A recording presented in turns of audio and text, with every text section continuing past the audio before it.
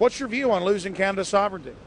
I like this country to stay as it is, and I love United States to be there.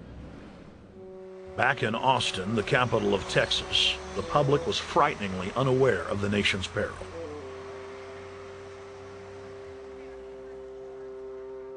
Have you heard about the North American Union? Not really, no. I don't watch TV. No, I haven't. Interesting. I was not aware of that. I don't know exactly what you mean, so. I don't think there's going to be a merger of the three nations. No, I have not. No. No, I didn't know this was happening, so. No. Yes, I have. I haven't. Oh, you have heard about it? Yes. After that big rally the other day, don't know about it? I don't know about anything. No, I have not. Have you heard of the European Union? I have, yes. Are you aware of the European Union? Oh, yeah, of course. Have you heard about the European Union? Heard about them. Do you know about the European Union? No. Europe, 15-member group expanding? A what? 15 nations of Europe merging in 2000.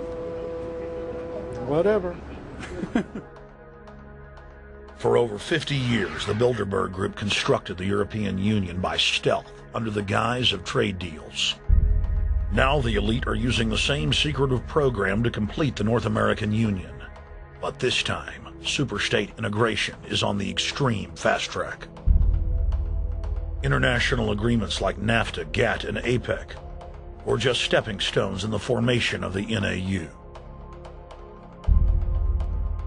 The North American Union was officially born at Baylor University in Waco, Texas, on March 23, 2005.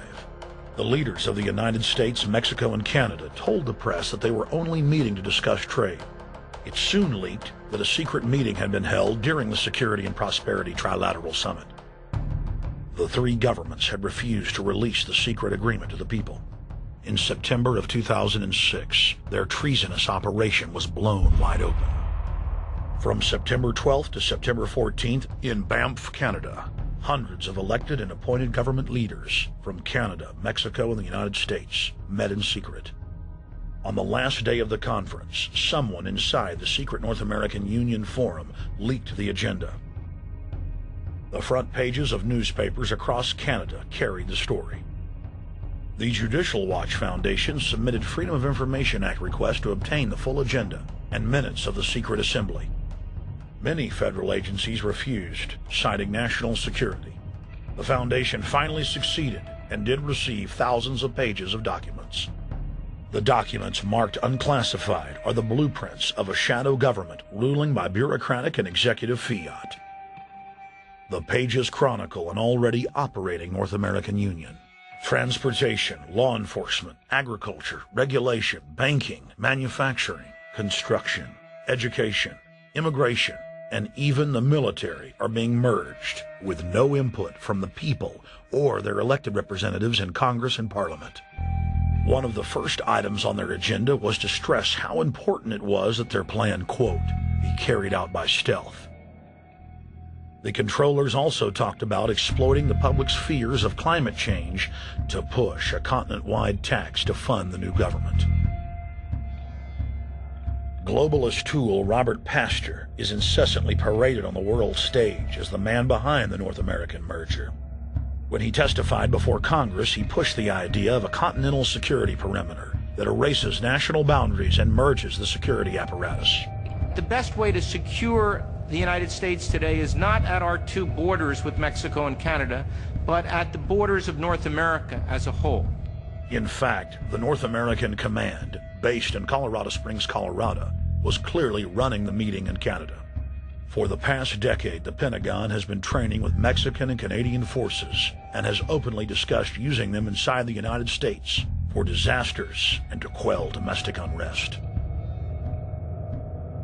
There are already over 100,000 non-U.S. citizens serving in the U.S. Armed Forces. The Pentagon is now expanding its recruiting centers in Mexico, the Philippines, and Eastern Europe. Big city police departments nationwide are lobbying to change laws so they can recruit non-citizens to join the police force. What we are witnessing is a Red Dawn scenario in slow motion. Tyrants throughout history have brought in foreigners to oppress their domestic populations.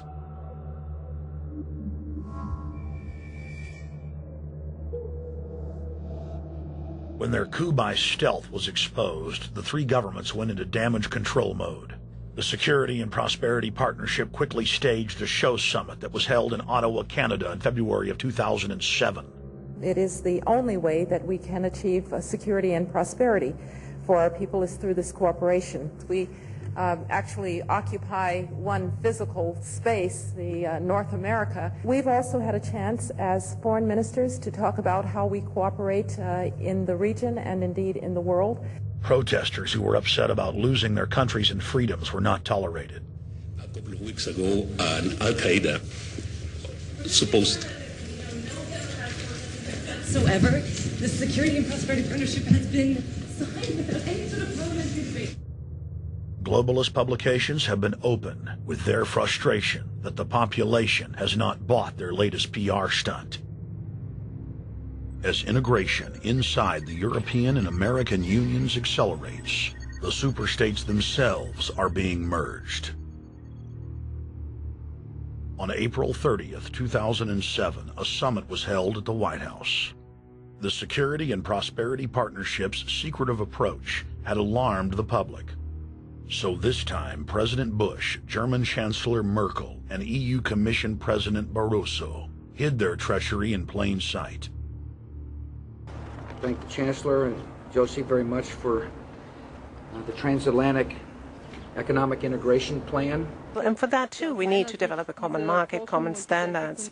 So this is indeed a very important agreement, and an agreement that also brings with it a Transatlantic Economic Council to be a permanent body with senior people on both sides of the Atlantic that will look at all those issues in a concrete manner, in which way we can make it move forward. The BBC reported that the US and EU had agreed on a single market. By announcing a new economic community integration, they were simply repeating what had been done in America and the EU on a larger scale. The accord states that the two blocs will aggressively push regulatory convergence in more than 35 areas, from financial services, intellectual property, military, education, mergers and acquisitions. They also agreed to jointly push a global carbon tax. We recognize that we have a problem with greenhouse gases. We agree there is a global threat, it's a serious threat. We agree there is the need to establish a limit to greenhouse gases. We need to discuss the possible pricing of CO2.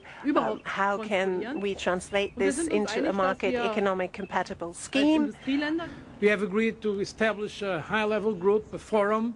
This EU-US result is translated into the G8, debated together with the outreach countries, China, South Africa, Brazil, among others, and India. A global solution to a global problem.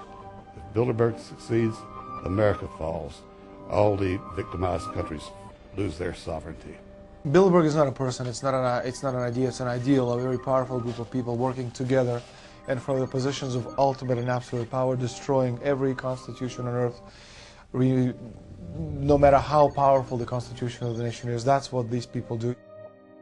The African Union arose out of the African Economic Community, set up in the early 1980s.